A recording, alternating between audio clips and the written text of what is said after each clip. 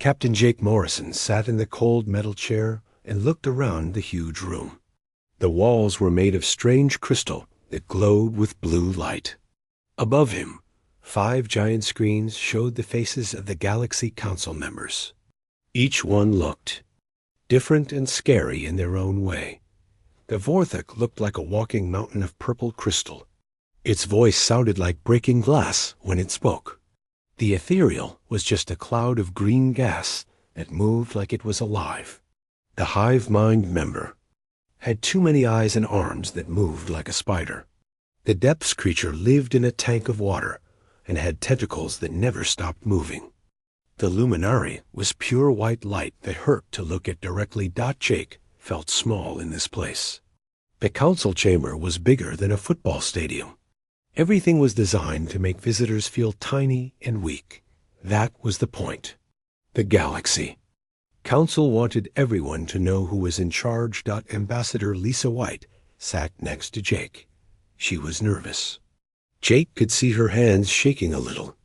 On his other side, Colonel Ben Hayes sat perfectly still like a statue. His face showed nothing, but Jake knew Ben was ready for trouble. Human delegation, the crystal being called Kethvar, spoke with a voice that echoed through the chamber. "You stand accused of serious crimes against the Galactic Order." Jake said nothing. He had learned long ago that the council loved to hear themselves talk. Better to let them finish before saying anything.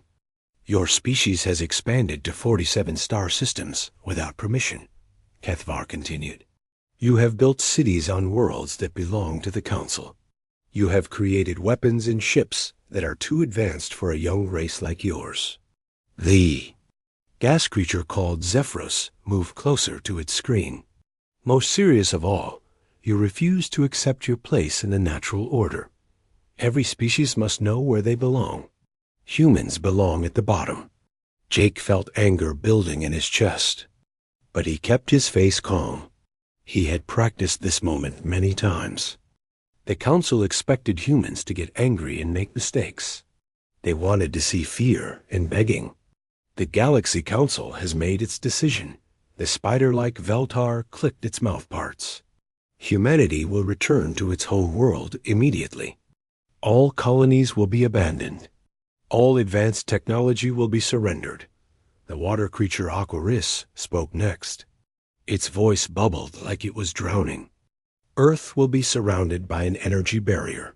No human ship will leave. No outside contact will be allowed. Your species will learn to be farmers and nothing more." Jake felt Lisa tense up beside him. This was worse than they had expected. The council was not just stopping human expansion. They were putting all of humanity in a cage. The light being Loxara spoke last.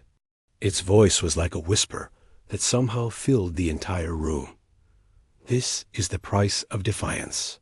Other young species will see what happens to those who reach too." High, Kethvar leaned forward. The crystal giant seemed to enjoy this moment. "Do you have anything to say before sentence is carried out, Primitive?" Jake stood up slowly. He was not a tall man, but he felt the weight of his entire species on his shoulders. Every human in the galaxy was counting on this moment. Everything they had worked for came down to what happened next. "You want to put us in a cage because we will not bow to you," Jake said in a clear, strong voice.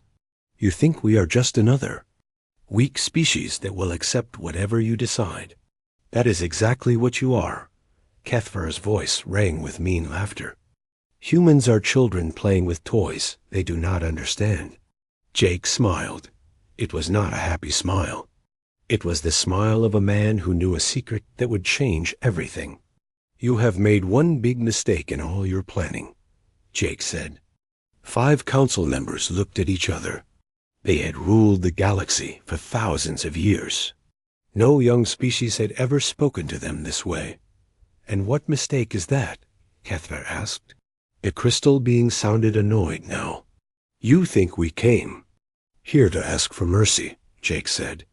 "You think this is a trial where we will beg and plead for better treatment." Jake reached into his pocket and pulled out a small device. It looked like a simple communication unit, but Lisa and Ben knew what it really was. "This is not a trial," Jake continued. "This is a declaration of war." He pressed the button on the device. Across the galaxy, every human ship received the same message at the exact same time. The message was short and simple. "Protocol 7 is now active. The gloves are off." Admiral Kate Sullivan sat in her command chair aboard the UES Defiance. She had been waiting for this signal for 3 years.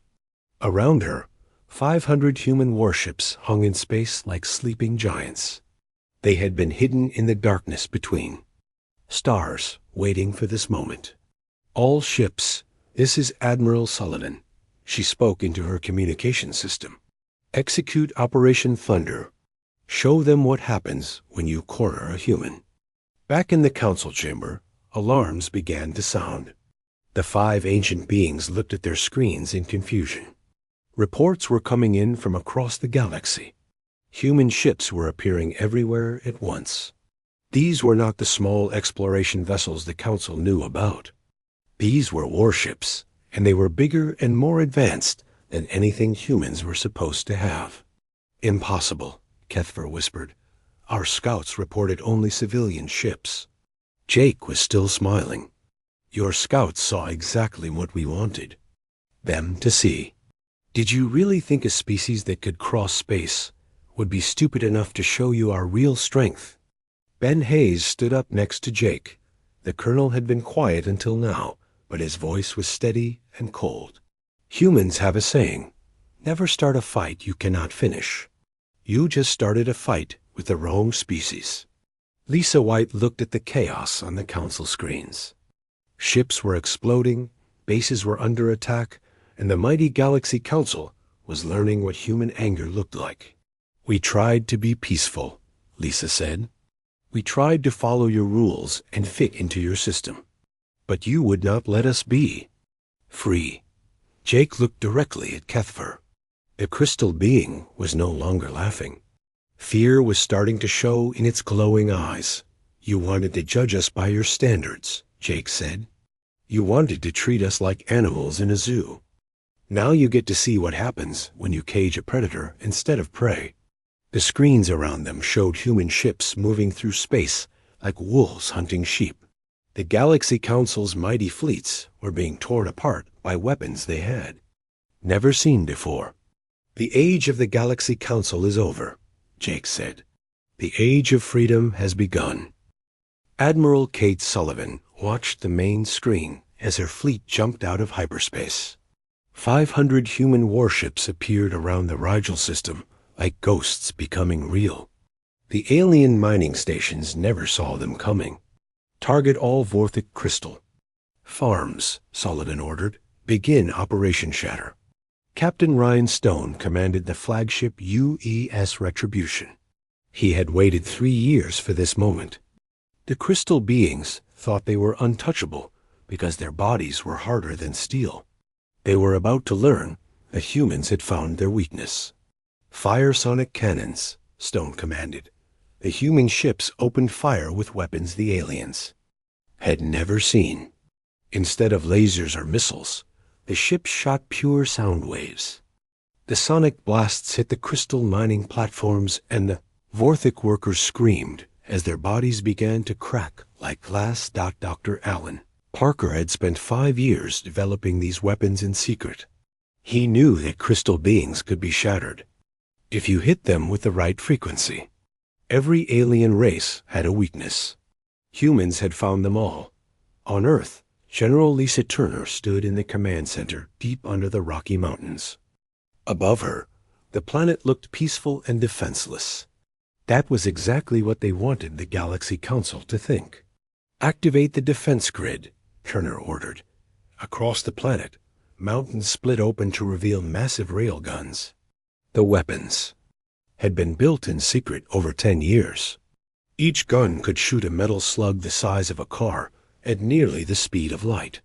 Space stations that had been hidden as asteroids suddenly came online around the moon. The Galaxy Council had thought Earth was helpless. They were about to learn that humans had turned their home world into the biggest fortress in the galaxy.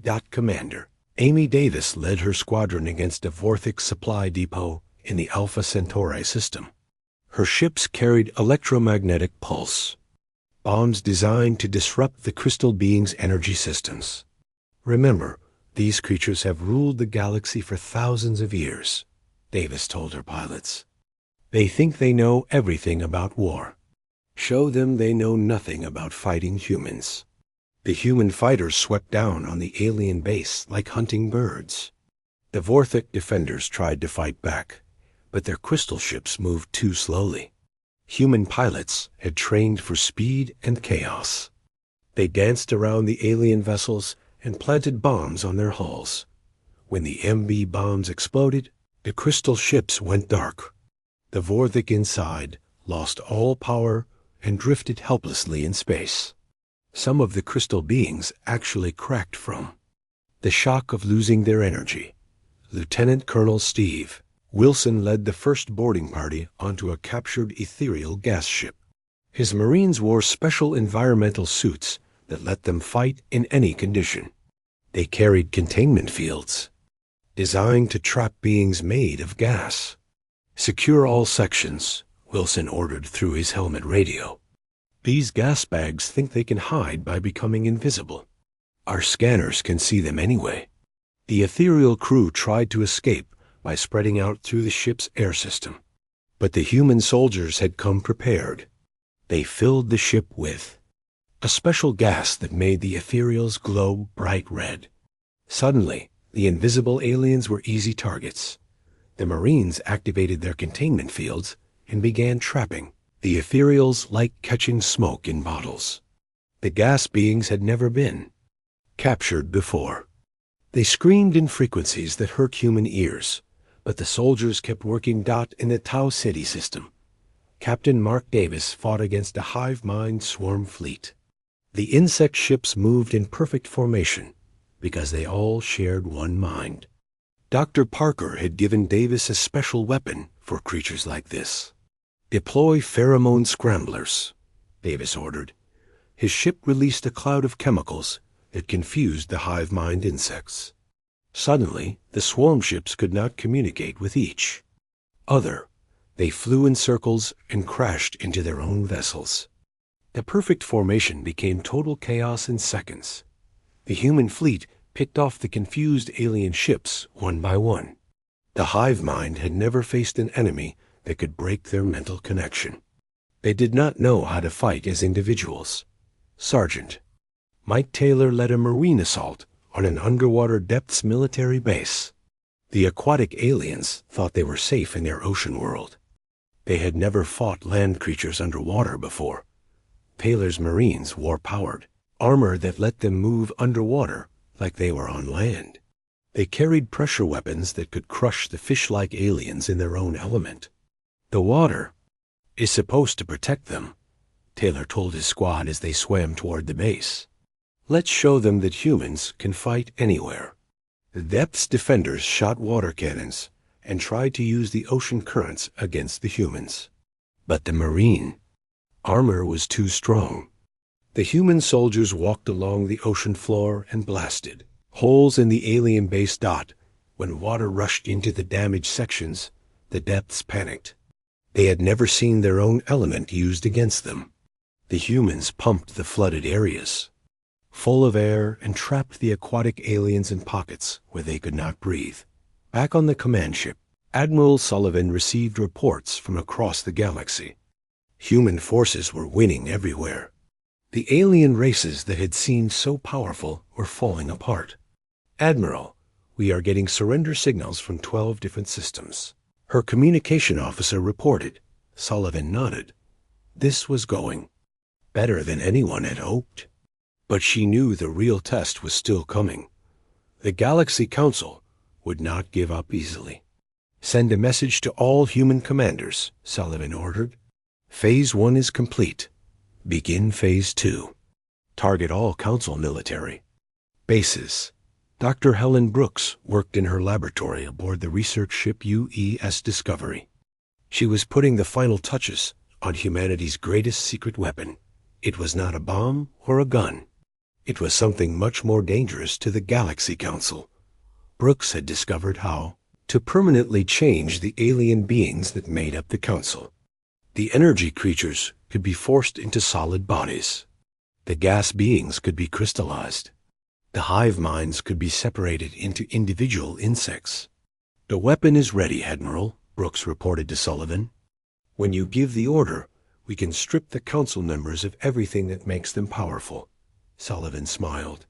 The aliens thought they were superior because they had evolved beyond physical bodies. They were about to learn that being different did not make them better. Colonel Pete Johnson commanded the most secret human base in the galaxy. Hidden in an asteroid field beyond the rim, his scientists had been working on Project Prometheus for 7 years. Johnson received Admiral Sullivan's coded message and began the activation sequence. Around him, machines that cost more than entire planets began to power up. "Prometheus is online," Johnson reported, "ready to fire on your command." Across the Galaxy Council's ancient empire was crumbling. Their fleets were destroyed. Their bases were captured, and their people were learning what it meant to face human anger. But humans were not just winning through violence. On every conquered world, they broadcast the truth about the Galaxy Council's rule. Other alien species learned how they had been kept weak and primitive on purpose. The reptilian, Soros, had served as the Council's police force for centuries. But when they learned that the Council had destroyed their home world to ensure their loyalty, they turned against their masters. The energy beings called Voltari had been distant cousins of the Luminari. When they saw humans fighting for freedom, they joined the human fleet. Their leader took the name Commander Alex Stone to honor human courage. The galaxy was rising up against its ancient rulers. And leading the rebellion was a species that refused to know its place. "Admiral," Sullivan looked at the battle reports and smiled. The Galaxy Council had made their biggest mistake when they tried to cage humanity. Now they would face the consequences. "All ships," Sullivan broadcast to her fleet, "set course for Zentara Prime. It's time to finish this war." High ethereal Zephyros floated in his emergency chamber, his gas forms swirling with fear and anger. Reports came in from across the galaxy, and each one was worse than the last. Human forces had destroyed half of the Council's military in just 3 days. "This is impossible," Zephyros whispered to himself. "We have ruled for 50,000 years. How can these primitive mammals be winning?" In the main council chamber, the 5 ancient leaders gathered for an emergency meeting. Kethver's crystal form was cracked from stress. Veltar's insect eyes twitched with panic. Aquarus bubbled nervously in his water tank. Only Luxara remained, calm, her light form steady and bright. "We must activate the final protocol," Luxara said. Her voice was like ice. "A planet-killer weapon must be used against Earth." Veltar's mandibles clicked in worry. "If we destroy Earth, every species in the galaxy will see us as monsters. We will face rebellion everywhere." "We already face rebellion everywhere." Kethver's voice cracked like breaking stone. "The humans have turned half the galaxy against us in 3 days.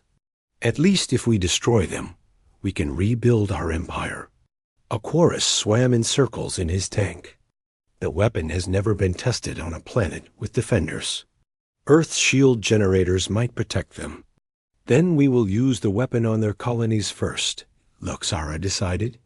"Make them watch as we burn their worlds one by one. They will surrender to save their people." What the Council did not know was that Captain Jake Morrison was listening to every word. He and Sergeant Mike Taylor had snuck onto Zentara Prime 3 days ago. Using cloaking technology developed by Dr. Helen Brooks, they had planted listening devices throughout the Council building. Morrison spoke quietly into his hidden radio. "Admiral Sullivan, this is Ghost Team. The Council is planning to use a planet-killer weapon. They want to target our colonies first. Sullivan's voice came back immediately. Understood, Ghost Team. How long do we have? Taylor checked his scanner. The weapon is in a moon base above the planet. It will take them 6 hours to charge it up. Morrison looked at the huge weapon platform through his binoculars. It was the size of a small city and covered with crystal formations that glowed with deadly energy. The Council had built it as their final answer to any rebellion.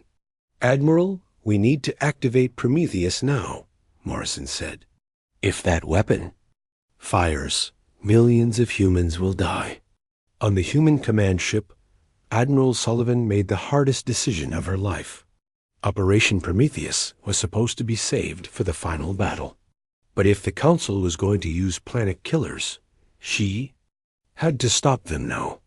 All ships, this is Admiral Sullivan, she broadcast to the entire human fleet. The enemy is preparing to commit genocide.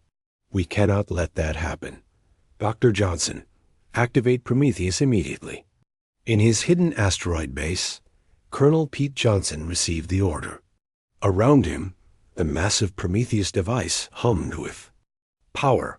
Dr. Nancy Clark stood at the control panel, her hands shaking slightly. Are you sure about this? Clark asked. Once we fire this, there is no going back.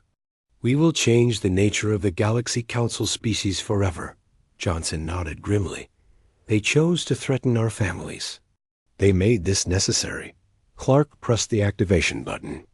Across 12 key star systems, hidden Prometheus transmitters came online.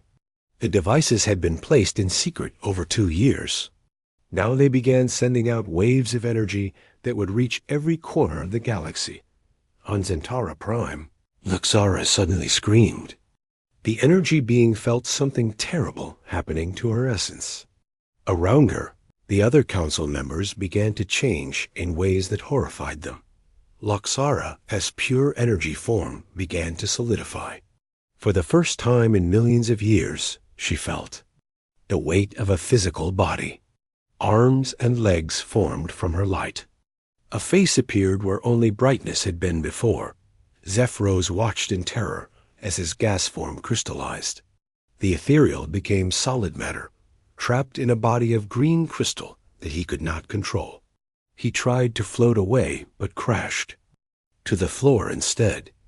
Veltar felt her hive-mind connection disappearing. For her entire life, she had shared thoughts with billions of other insects. Now she was alone in her own head. The silence was more frightening than death. Akoras found that he could no longer breathe water. His gills sealed shut, and his body changed to breathe air. The creature that had lived in oceans for eons was now trapped on dry land. Only Kethvar remained unchanged, but the crystal being was too shocked to move. In seconds, the mighty Galaxy Council had become as vulnerable as any other species. Captain Morrison saw the chaos through his hidden cameras and smiled. Prometheus is working perfectly. The council members are now as mortal as the rest of us. But Morrison's mission was not finished.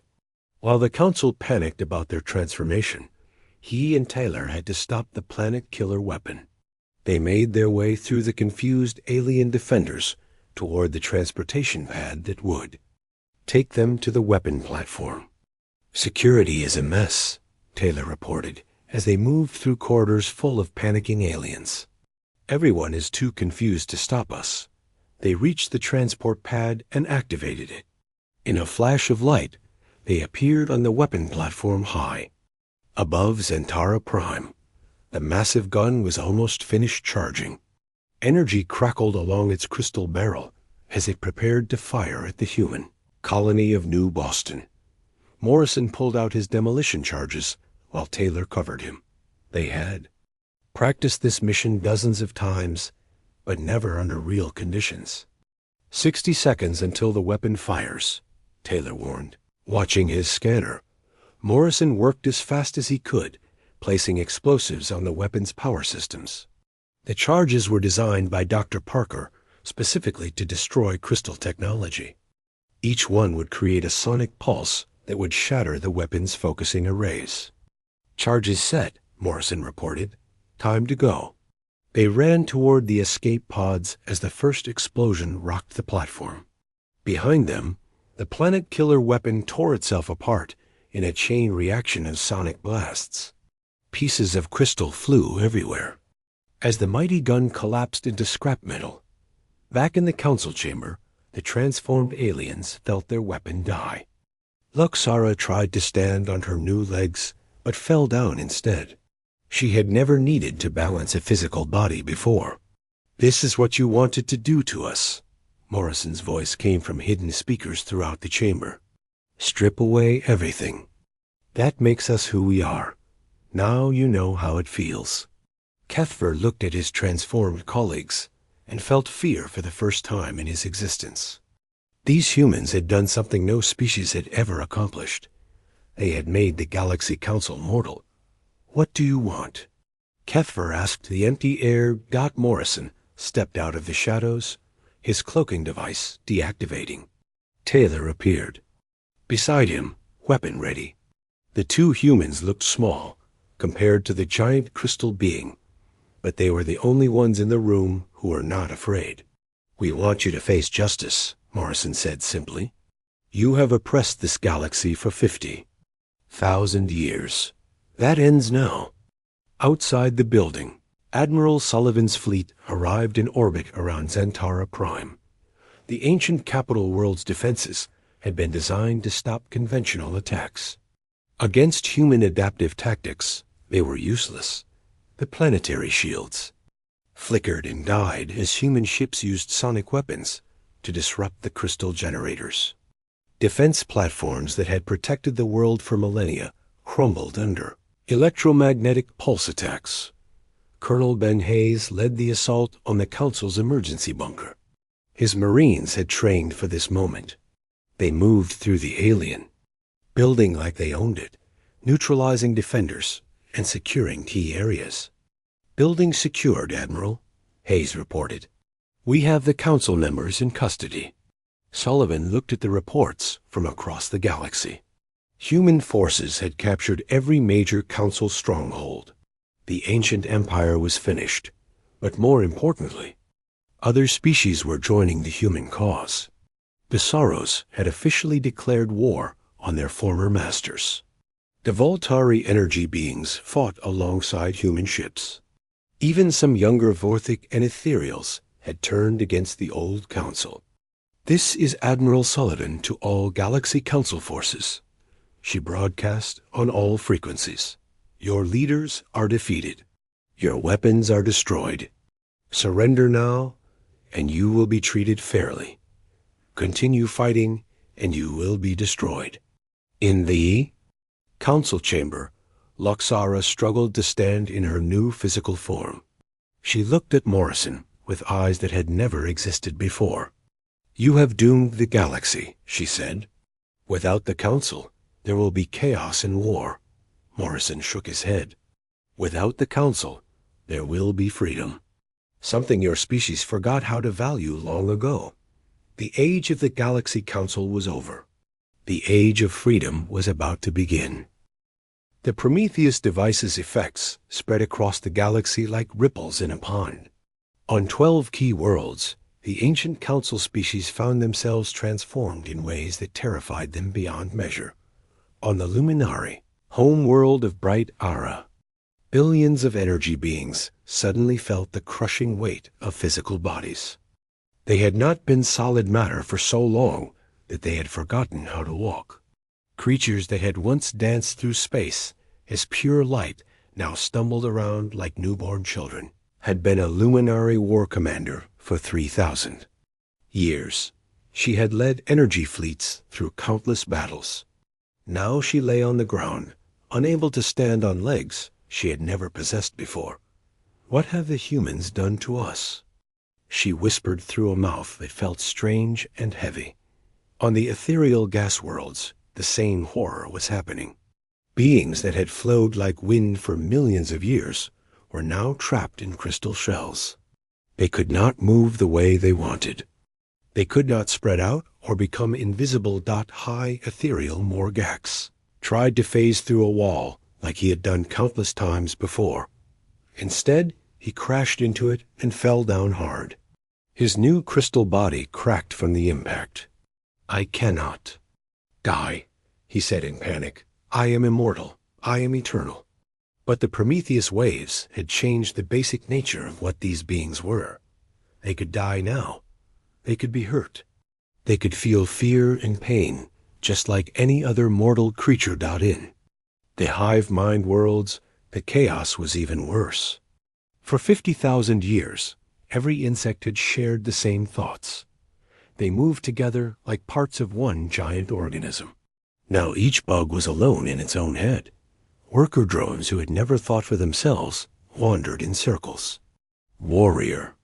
Castes attacked each other because they could not tell friend from enemy anymore. Queens who had controlled billions of minds were now just large insects with no one to command. Captain Morrison watched the reports coming in from across the galaxy. The transformation was working perfectly, but he felt no joy about it. These creatures had brought this on themselves by threatening human children. "Admiral Sullivan, this is ground team," Morrison reported from the captured council chamber. "The enemy leadership is completely disabled. They cannot coordinate any resistance." Sullivan's voice came back clear and strong. "Understood, Captain. Begin Phase 2 of the operation. It's time to show the galaxy what really happened here." On Earth, Communications Officer Tony Garcia activated the most powerful broadcast system humanity had ever built. The transmission would reach every inhabited world in the galaxy at the same time. "Citizens of the galaxy," Garcia began his broadcast. "For 50,000 years, you have been told lies about the natural order. You have been kept weak and primitive by the Galaxy Council. Today, you will learn the truth." The broadcast showed secret council records that human spies had stolen. Over many years, the galaxy watched in shock as they learned how the council had deliberately prevented other species from advancing. Promising civilizations had been destroyed before they could develop space travel. Scientists who discovered faster than light travel were assassinated. Entire species had been wiped out for showing too much intelligence. On the reptilian world of Saurus Prime, General Karthik watched the broadcast with growing rage. His people had served the council faithfully for centuries. They had been told that their whole world was destroyed by natural disaster. Now he learned the truth. The council had blown up Saros Major to make sure the reptilian warriors would always be dependent on their masters. Billions of his people had died to create perfect slaves. "All Saros fleets," Karthik roared into his communicator. "Turn your weapons on the council forces immediately. We have been betrayed for the last time." Across the galaxy, species after species learned how they had been oppressed. The fur-covered Felonians discovered that the council had poisoned their world to keep their population small. The plant-like Verdians found out that their soil had been sabotaged to prevent them from spreading to other planets. On the aquatic world of Deep Blue, the fish-like swimmers learned that the council had been stealing their children for medical experiments. The flying Arrowins discovered that their wings had been genetically modified to keep them from reaching space. Admiral Sullivan watched as revolution broke out on hundreds of worlds. The Galaxy Council's empire was not just falling apart. It was being torn down by the very people they had oppressed. "Admiral, we are receiving surrender messages from council fleets across the galaxy," her communications officer reported. "Most of them are asking to join our forces." "Accept all surrenders," Sullivan ordered, "but make it clear that war criminals will face justice. The officers who carried out genocide orders will stand trial." In the council chamber on Zentara Prime, the 5 transformed leaders huddled together like scared children. They had ruled the galaxy for longer than most species had existed. Now they were prisoners in their own capital. Colonel Ben Hayes stood guard over them with his Marines. The soldiers showed no emotion as they watched the former rulers of the galaxy struggle with their new physical forms. "You cannot do this to us," Laxara said through her new mouth. Speaking with vocal cords felt strange and difficult. "We are the natural leaders of this galaxy. Without us, everything will fall into chaos." Morrison looked down at the energy being who had ordered the death of billions. She was small now, just another mortal creature with fears and weaknesses. "Your kind of order was built on fear and murder," Morrison said. "The galaxy will be better off without you." Veltar tried to reach out with her mind to contact other hive mind members, but there was only silence in her head. For the first time in her existence, she was truly alone. "The loneliness," she whispered. "How do single beings stand the loneliness?" "You learn to value the thoughts and feelings of others," Morrison replied, "something your species forgot how to do." Admiral Sullivan's fleet took control of Zantara Prime without firing another shot. The ancient capital world's defenders had either surrendered or fled. Those who remained were more interested in helping their transformed leaders than fighting. HUMANS Dr. Helen Brooks arrived on the planet to study the effects of the Prometheus device. She wanted to make sure the changes were permanent and could not be reversed. "The transformation is complete," Brooks reported to Sullivan. "The Council members are now as mortal as any other species. They will age and die like normal biological creatures." Sullivan nodded. "Good. Make sure they live long enough to stand trial for their crimes." Across the galaxy, the news of the Council's defeat spread faster than their ships could travel. Species that had been enslaved for millennia began to dream of freedom for the first time. On the mining world of Rockheim, the enslaved stoneworkers threw down their tools and declared independence. The Council overseers tried to stop them, but human ships arrived to provide protection in the agricultural systems of green space. The farmer species called harvesters stopped sending food to Council worlds. For the first time in their history, they would eat the crops they grew.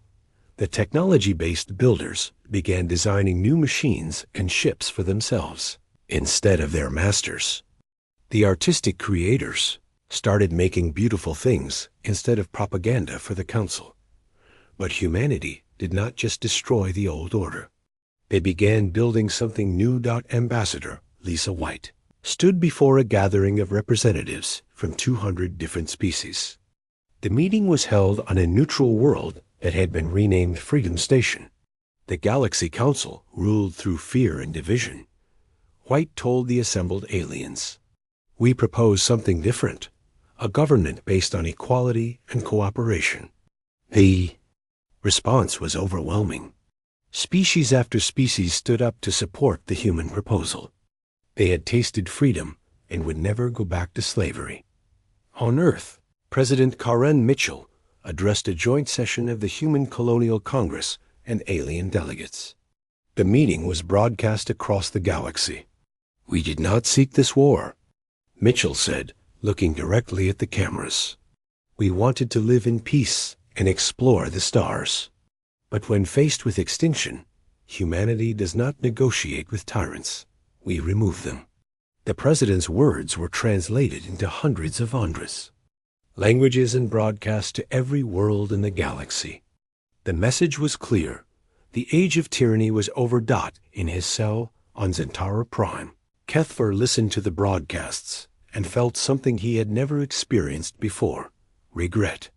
His crystal form was still intact, but his power was broken forever. "We could have shared the galaxy with them," he said to himself. "Instead, we tried to cage them like animals." Captain Morrison checked on the prisoners one last time before leaving for Earth. The 5 former rulers of the galaxy looked pathetic now. They were just ordinary beings facing justice for their crimes. "The galaxy told us to know our place," Morrison said as he prepared to leave. "We showed them that humanity's place is wherever we choose to make it." The war was over, But the work of building a free galaxy was just beginning.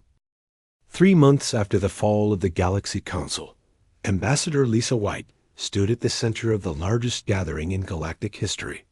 Representatives from over 200 species had come to the world now called New Geneva to witness the birth of something that had never existed before. A free galaxy dot, the Great Assembly Hall, was built by human engineers working with alien architects. Every species had contributed something to its design. The builders had created the framework. The artists had made it beautiful. The swimmers had designed the water sections for aquatic species. The flyers had built platforms that floated in. The air dot White looked out at the incredible diversity of life that filled the hall. Beings of crystal sat next to creatures of gas. Insects talked with mammals. Fish swam in floating tanks while birds flew overhead. For the first time in 50,000 years, every species was equal. Citizens of the galaxy, White began her speech. Today we write the first page of a new history. Today we prove that freedom is stronger than fear. In the front row, the 5 former Galaxy Council members sat in chains. They were still alive, but they looked nothing like the powerful beings who had once ruled the galaxy. Luxara struggled to control her physical body. Zephyros was trapped in his crystal shell. Veltar sat alone with her thoughts. Akorus breathed air through lungs he had never wanted. Only Kethver remained unchanged, but his spirit was broken. The accused will face trial for crimes against all sapient life, White announced. They will be judged not by the laws of one species, but by the shared values of every free being in this galaxy. Some of the former council members would choose exile to distant galaxies rather than face justice. Others, particularly younger members of their species who had opposed the old ways, would join the new alliance and work to make up for their people's crimes. Admiral Kate Sullivan sat in the military section of the hall. She now wore the uniform of the first Supreme Commander of the Alliance Defense Force. Around her sat officers from dozens of species, all working together to protect the new order. The Alliance fleet will never be used for conquest, Sullivan had promised during her appointment ceremony. We exist only to protect the innocent and preserve freedom. The reptilian General Karthik now served as Sullivan's second-in-command. The Soros warriors had proven themselves in battle against their former masters. They understood the value of fighting for freedom instead of oppression. Commander Alex Stone of the Voltari sat nearby. The energy being had taken a human name to honor the species that had shown them what courage looked like. Many aliens were doing the same thing, adopting human names as symbols of liberation. On Earth, President Karen Mitchell watched the proceedings from the White House. The whole planet was celebrating. After years of preparation and months of war, humanity had not just won their freedom. They had freed the entire galaxy. Madam President, her aide said, bringing her a communication tablet. We are receiving requests for alliance membership from 50 more species today. The total is now up to 300 civilizations. Mitchell smiled. The number grew every day as word spread about the new galactic government.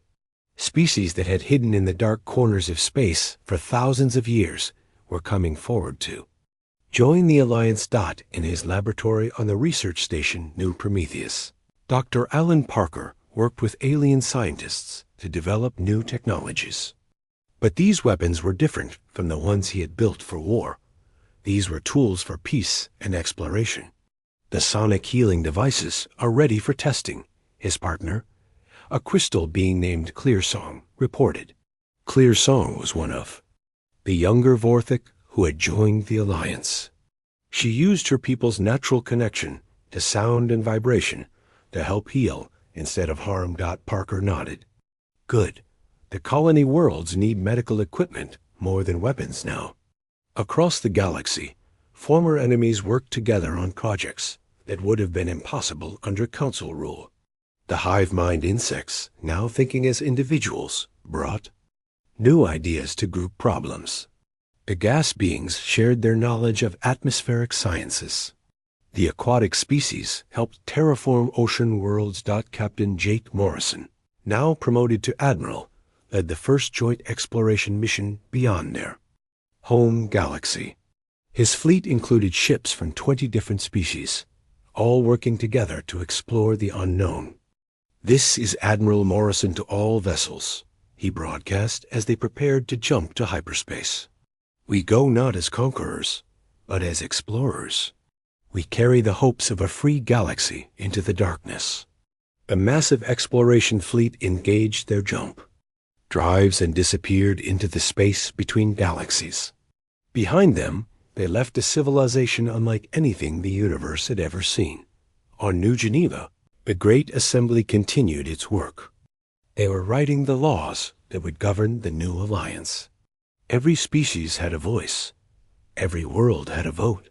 No one would ever again have to bow to ancient authority, just because it was old. Ambassador White stood at the podium and read from a document they had created together. "We, the free beings of this galaxy, declare that all sapient life has the right to grow, to learn, to explore, and to reach for the stars." The hall erupted in cheers, clicks, whistles, and sounds that had no human equivalent. For the first time in galactic history, every voice was heard and valued. Colonel Ben Hayes now commanded the Alliance Military Academy on the world they called Freedom Prime. Human soldiers trained alongside alien warriors, sharing tactics and learning from each other. The Academy's motto was carved in stone in every major galactic language: "Never again." "Today we train not for conquest, but for protection," Hayes told his mixed class of recruits. "We are the guardians of freedom. We make sure that no species ever again has to choose between slavery and extinction." Dr. Helen Brooks led the galaxy's first integrated science academy. The research station orbited a star that had been named Hope. Scientists from hundreds of species worked together on projects that pushed the boundaries of knowledge. When beings work together instead of against each other, Brooks explained to her students, there is no limit to what we can achieve. The healing of the galaxy was not just political. It was personal. On worlds that had been strip-mined by the Council, new forests grew with the help of plant species allies. Oceans that had been poisoned were cleaned by aquatic engineers. Atmospheres that had been corrupted were purified by gas-being technicians. The Sorrows rebuilt their destroyed home world with help from human engineers. The Swimmers cleaned their polluted seas with assistance from chemical experts. The Flyers learned to soar between stars instead of being trapped on single worlds. But perhaps the greatest change was in the hearts and minds of the galaxy's people. Species that had been enemies for millennia learned to be friends. Beings that had never been allowed to dream began to imagine impossible things. On the anniversary of the Council's defeat, President Mitchell stood before the assembled alliance and spoke words that would be remembered for generations. 1 year ago, the galaxy told humanity to know our place, she said. We showed them that our place is wherever freedom needs defending. Today, every being in this galaxy shares that same right. In the distance, construction crews worked on humanity's greatest project yet. It was not a weapon or a fortress. It was a massive space station designed for the peaceful exchange of knowledge between all galactic species. The station's name was inscribed in hundreds of languages across its hull. Never again. Admiral Morrison's exploration fleet sent back reports of wonders beyond imagination. They had found new galaxies full of life, new civilizations eager to learn about freedom, and new frontiers waiting to be explored. The universe is bigger than we ever dreamed, Morrison reported in his final log entry. And now we are free to explore all of it. In their prison cells, the former council members listened to the reports of galactic prosperity with mixed feelings. Some felt regret for what they had done. Others still believed they had been right to maintain order through fear. Cuthbert had become the most cooperative of the prisoners. He spent his time teaching young Alliance historians about the old galaxy, helping them understand the mistakes that must never be repeated. Power without responsibility becomes tyranny, he told his students. Authority without consent becomes oppression. We forgot these truths, and the galaxy suffered for 50,000 years. Luxara remained defiant to the end. Even in her physical form, she believed that the strong should rule the weak. She would die in prison, refusing to accept that her way of thinking was wrong, but the galaxy no longer listened to voices like hers. The future belonged to those who believed in cooperation instead of domination, in growth instead of control, in freedom instead of fear. As the years passed, children who had been born after the liberation grew up, never knowing what it meant to live under tyranny. They played games with friends from dozens of different species. They learned that diversity was strength, not weakness. Human children learned to communicate with crystal beings through sonic patterns. Alien youngsters played sports that had been invented by mixing the traditions of multiple worlds. Everyone grew up believing that the galaxy belonged to all of them equally. The Alliance government evolved and improved over time. New members joined regularly as exploration fleets discovered hidden civilizations. Each new species brought fresh ideas and different